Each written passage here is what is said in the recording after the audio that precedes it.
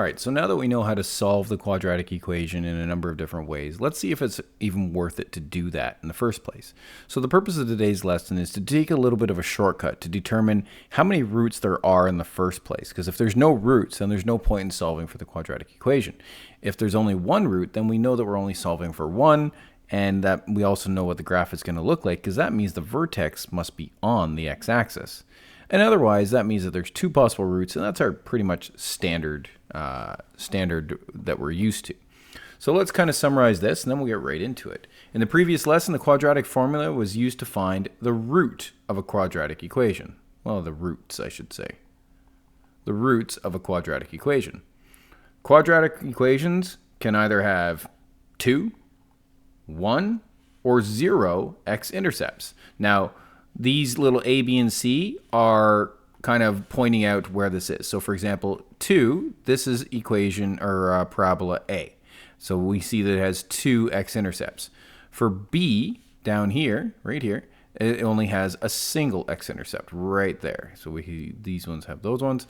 And then C has 0 x-intercepts because it lies below the x-axis and opens in the opposite direction. So that means it never actually touches the x-axis. Perfectly fine, perfectly normal.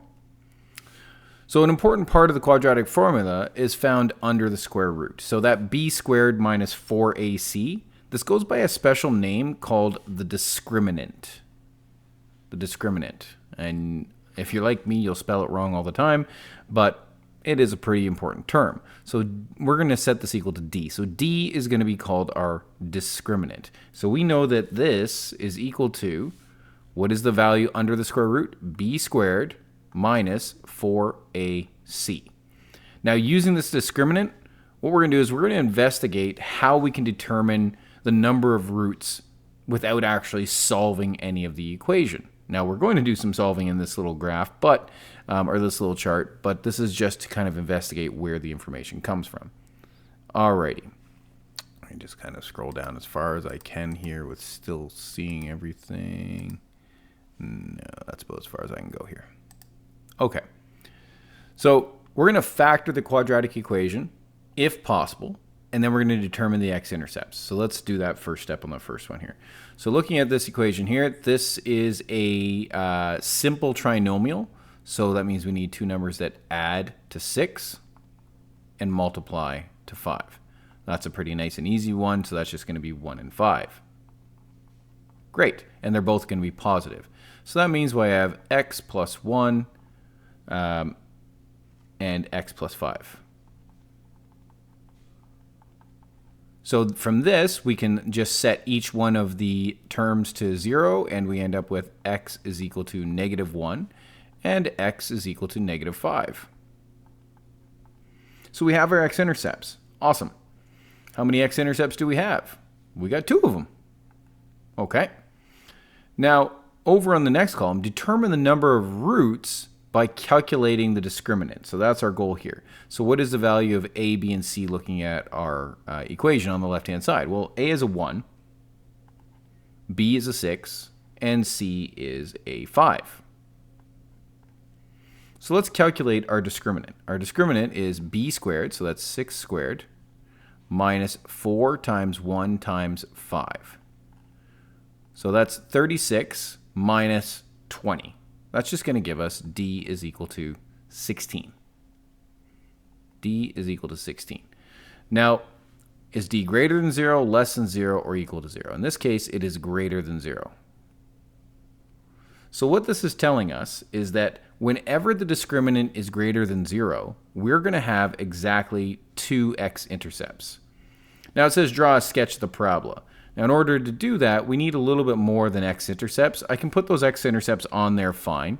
So -1 is roughly about there, and then the other one was -5, which is right there. I do know it opens up, but I don't know where it opens up from where. So I don't know what the vertex is.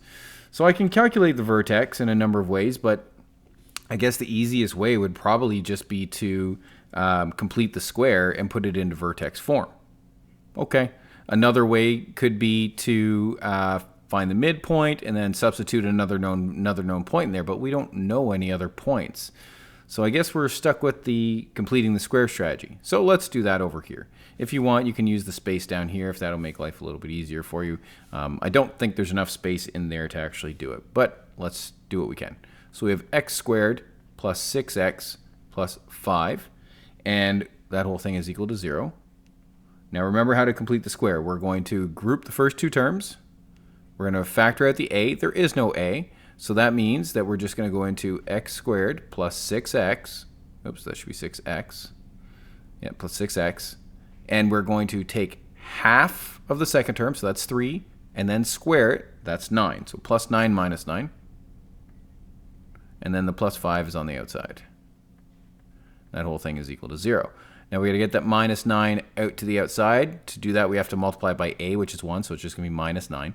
So we have x squared plus 6x plus 9. And then on the outside, we have plus 5 minus 9 is equal to 0. Now, this is a perfect square trinomial, so we have x plus 3 squared, and then 5 minus 9 is minus 4 is equal to 0. So therefore, our vertex in this case is negative 3 comma negative 4. Just make sure I get the numbers correct here. Yeah, negative 3, negative 4. So that means I can go down negative 3 all the way down to negative 4, right about there. And now I can connect the dots. Now, I can see that a has a value of 1. So that means I could use the step pattern of 1, 3, 5, and so on. But it just says sketch, so 3 terms is enough to give a valid sketch, I think. If it asked for the actual coordinates, we could calculate the 1, 3, 5 for all of our values, but that's not really necessary in this case. So there is our term. We would label our axes. We would label the equation. In this case, y is equal to, oops, I'm not sure what just happened there. Y is equal to x squared plus 6x plus 5. Now let's rinse and repeat and do this 2 more times. So this first one, we're gonna factor it. Again, we have a simple trinomial. So we're looking at 2 numbers that add to 2 and multiply to 1. So the obvious answer there is just 1 and 1. In this case, they're both going to be negatives. So we have x minus 1 and x minus 1 equal to 0. Oh, so if we set them both equal to 0, they're both the same thing. So they're both going to come down and eventually equate to just x is equal to 1. Oh, how many x-intercepts do we have this time? 1. Just 1. It's the same thing. What does that mean? It means that the only place it touches the x-axis is at x is equal to 1.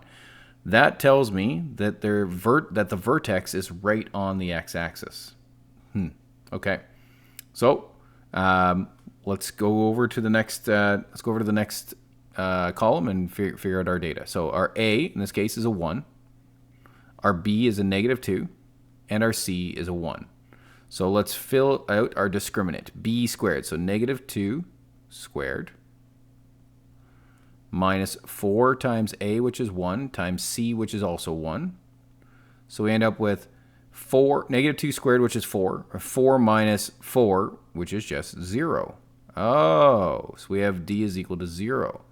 So whenever we have a discriminant of 0, we're going to end up with exactly 1 x-intercept. Now, we don't know much else from there. We can calculate some other values. We can do our step pattern and everything like that. But we know exactly where our vertex is because our vertex happens right on the x-axis. X is equal to 1. So we can put it right there. We don't have to really think about this one. I suppose I could write the vertex so we can see them here, negative 3 and negative 4. Down here, our vertex is just 1, 0. And then we could use the step pattern because this one also has an a of 1. So that means we go over 1, up 1, over 1, up 1, over 1, up 3. 1, 2, 3. Over 1, up 3. Right there. And we can just connect our dots. Fill out your axes and label your equation. Y is equal to x squared minus 2x plus 1. Okay. And then we have one final go at it. we have x squared minus 4x plus 6 is equal to 0. So we need to find two numbers that add to 4 and multiply to 6. So 1 and 6, nope. 2 and 3, nope. And 3 and 2 and 6 and 1. So we can't factor this. This is not factorable.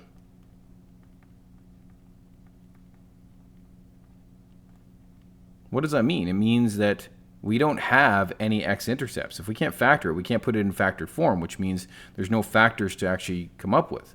So we end up with an account of x-intercepts of 0. Huh. Okay, well, let's go to the next column and see what that means for us. So if we have an a of 1 again, a b of negative 4, and a c of 6, and we substitute it into our equation, d is equal to b squared. So we have negative 4 squared minus 4 times a, which is 1, and c, which is 6. So we have d is equal to 16 minus 24, which is negative 8.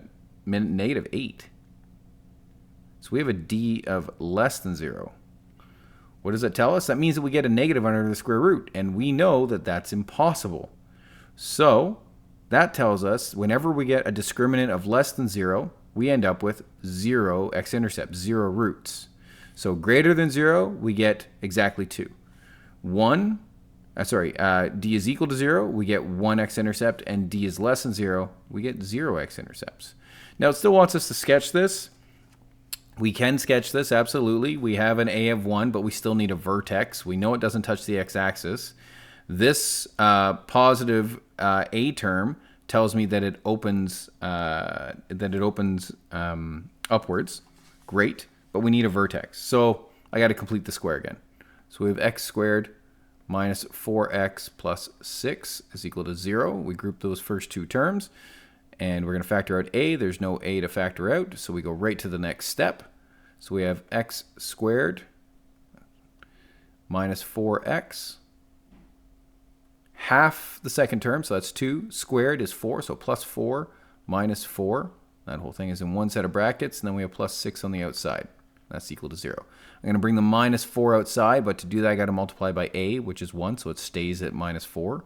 So we end up with x squared minus 4x plus 4. And that's going to be then we have plus 6 minus 4 on the outside, and that's equal to 0. Now this is a perfect square trinomial, so we end up with x minus 2 squared, and then we have 6 minus 4, so that's going to be plus 2, equal to 0. So where's my vertex? My vertex is at 2, 2. So I can write that out over here too.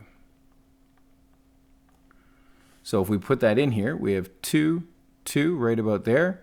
And now since we know it opens up, we can follow the step pattern: over 1, up 1.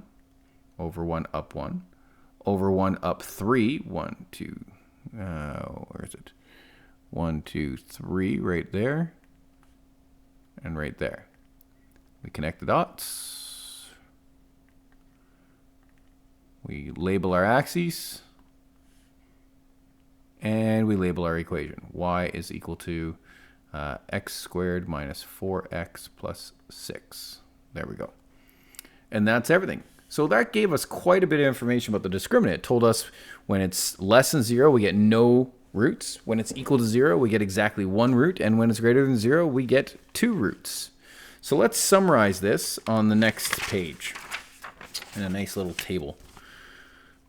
There we go. All pretty like. Nice and clean, so we never forget. So if d is equal to 0, then the quadratic relation has 2 distinct. What do I mean by distinct? I mean unique, which means there's no duplicates. Unique real roots. Okay, if d is exactly equal to 0, that means we have 1 real root. It's right on the vertex. It's right on, the vertex is on the x-axis. I'm going to put a little note here. The vertex is on the x-axis. Okay. And now if d is less than 0, that implies that we have a negative under the square root, which makes for an impossible situation. So we have no real roots. Okay, so let's actually apply this knowledge and see whether we should, what kind of calculations would be required afterwards. So it says use the discriminant, b squared minus 4ac. Let's write it right here, b squared minus 4ac. Without fully solving. So we're not solving the actual equation itself, we're just calculating the discriminant to determine how many real roots each equation has. So in this case, we have our b, which is the -9, we have the c, which is 4, and we have the a, which is 1. So a is equal to 1, b is equal to -9, and c is equal to 4. So we're going to calculate our discriminant here. So d is equal to b squared. So we have -9 squared minus 4 times a, which is 1, times c, which is 4. Now let's see what this is equal to. -9 squared, that's 81. And then we have 4 times 1 times 4, so that's -16. So what does that end up with? It ends up with d is equal to 65. Now this is a number that is greater than 0. So since it's greater than 0, we see up here that it has 2 distinct real roots. So therefore, 2 real roots. Let's go to the next one. And we got to put it in proper form first. So we're going to bring that -9 over to the other side. So we have 4x squared minus 12x plus 9 is equal to 0. Okay. And from here we can see that a is equal to 4, b is equal to -12, and c is equal to 9. So let's calculate d. d is equal to b squared, so -12 squared, minus 4 times a, which is 4, times c, which is 9. So we have d is equal to 144 minus, I'm going to write this whole thing out this time, minus 4 times 4 is 16 times 9, that's 144 as well. So we end up with d is equal to 0. Uh-oh. So when we get this, that means that we have exactly one real root. Therefore, one real root. Okay. We got one last one left here. So 2x squared plus 4x plus 3. I can't really do anything special here, so let's just write out the values of a, b, and c. So a is equal to 2, b is equal to 4, and c is equal to 3. So if we substitute for and calculate the discriminant, d is equal to b squared, so that's 4 squared, minus 4 times a, which is 2, times c, which is 3. Now let's put it all together. We have 16 minus 4 times 2 is 8. 8 times 3 is 24. So we end up with d is equal to minus 8. Oops, minus 8, not minus 9. Minus 8. So since we have a negative value, d is less than 0, therefore, no real roots. Okay, so since we know all of this fancy-dancy information, let's try this one, because this one is a little bit more thinking involved. It says determine the value of k, okay, such that the relation y is equal to x squared minus kx plus 3 has one real root. What does that mean? This means find k when what? How does that one real root help us? Well, it helps us because we know when there's one real root, the discriminant has a value of 0. So find k when d is equal to 0. Okay, so what do we know? We know a is equal to 1. We can see it right there. We know b, well, that's what we're trying to find. b is k. And then c is 3. So let's substitute what we know into our equation. We have d is equal to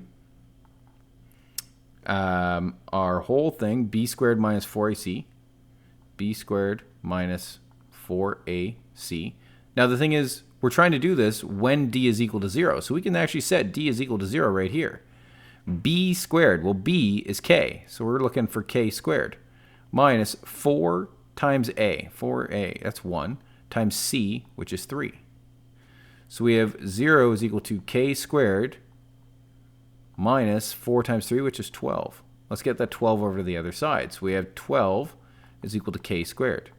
but I only need k. So I got to get this down to just k. I need to isolate it. It means I need to get rid of that square. In order to do that, that means I need to take the square root of both sides. Okay, so that means that we have the root of 12, but not just the root of the positive negative, because remember, negative times a negative could still get us there. All right, and that's going to be equal to k. Well, that's all we're looking for. Now, maybe the question wants you to give an approximate answer, in which case you could actually take the square root of 12, but it didn't really specify. So we're going to keep it in exact numbers. So I could give a therefore statement there.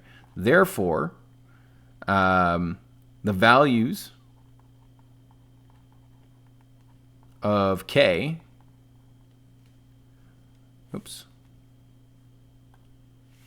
the values of k that ensure one real root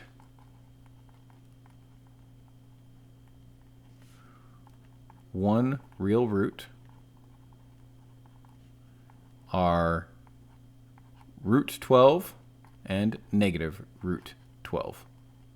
And that's the whole question. That's all I was really asking for. Okay, let's take it another step further.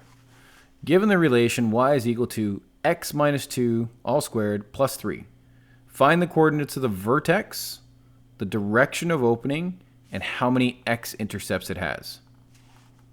Oh, how are we going to do that? Oh, we also have to sketch it. Well, what form is this equation in? It's already in vertex form. So that means I already have my HK right here. Oh, so that means the vertex is just located at 2, 3. So we can put that in right now, 2, 3. So that's the first part. Let's call this 1. 2 says direction of opening. I can do that just by looking at the A term. A is positive. So since A is positive, that means it opens up.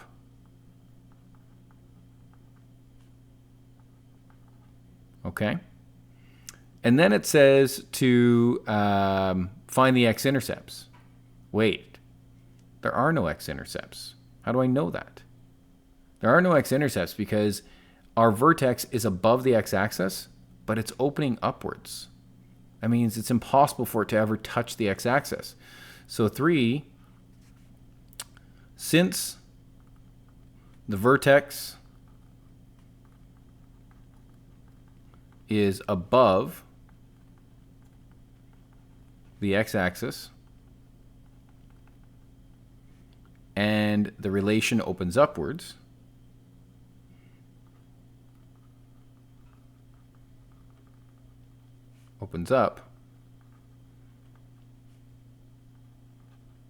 this means that A is greater than 0. So since the vertex is above the x-axis and the relation opens up, there are no x-intercepts.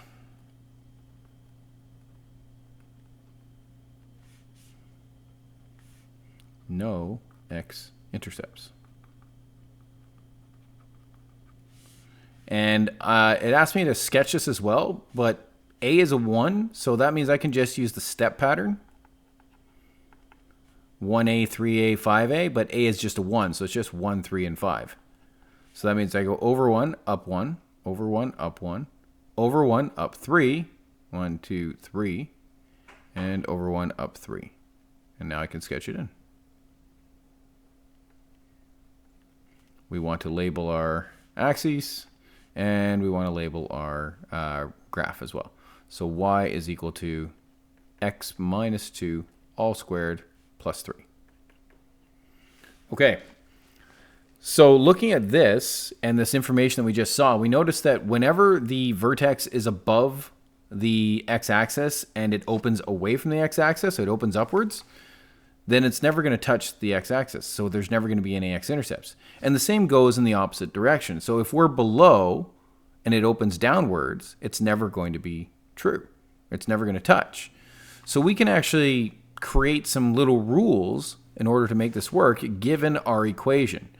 So if the sign of A and K are opposite, so in this case, K has a sign of 3 and A has a sign of 1. In this case, they're actually the same. If A and K are the same, What did that mean for our graph? It means the parabola will have no real roots. That's because that we're going away from the x-axis. But if they're opposite, that means that it's going to be either above or below, but it's always going to open towards the x-axis because A tells us which direction it opens and K tells us whether it's above or below because this is the vertical translation. So if A and K are opposite, then there's going to be 2 real roots. If A and K are the same, then there's going to be no real roots. If K is exactly equal to 0, what does that mean? It means there's no vertical translation. So that means that there's exactly 1 real root because the vertex is on the x-axis, which we've already talked about a number of times now. Okay, so we only have 1 part left in the unit. It's going to take 2 lessons though. And this is all about applying our information to solve word problems. If you go back to 6A, this is the final part of that unit as well. Basically, we took everything that we learned and we applied it to various word problems. In those examples, we were always trying to solve max and min problems because we had our vertex. In this example, we're going to be mostly looking at the idea of finding x-intercepts. All right, where it touches the horizontal axis. And it's not always going to be called x, but it's wherever it touches the horizontal axis. And that's what you're able to look forward for 6.6a and 6.6b. All right, that's it for now.